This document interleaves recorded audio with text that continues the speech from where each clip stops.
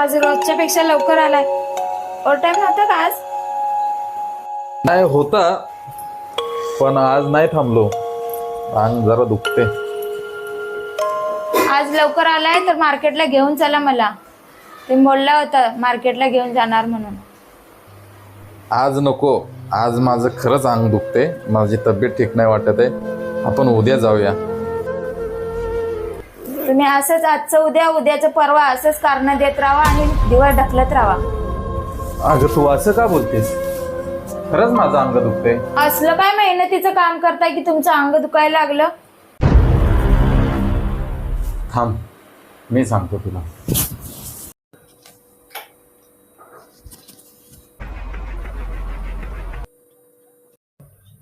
ही पंखा कशाला बंद केला?